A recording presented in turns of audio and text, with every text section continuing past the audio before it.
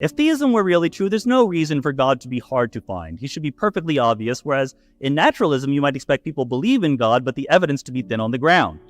Under theism, you'd expect that religious beliefs should be universal. There's no reason for God to give special messages to this or that primitive tribe thousands of years ago. Why not give it to anyone?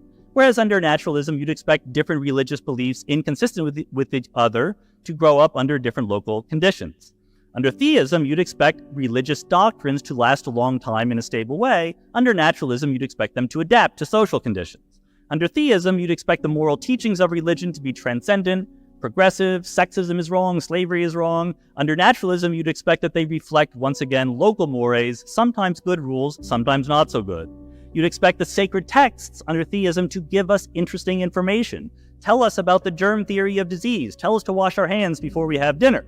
Under naturalism, you'd expect that sacred texts to be a mishmash, some really good parts, some poetic parts, and some boring parts and mythological parts. Under theism, you'd expect biological forms to be designed. Under naturalism, they would derive from the twists and turns of evolutionary history. Under theism, minds should be independent of bodies. Under naturalism, your personality should change if you're injured, tired, or you haven't had your cup of coffee yet. Under theism, you'd expect that maybe you can explain the problem of evil. God wants us to have free will, but there shouldn't be random suffering in the universe. Life should be essentially just. And at the end of the day, in theism, you basically expect the universe to be perfect. Under naturalism, it should be kind of a mess. This is very strong empirical evidence.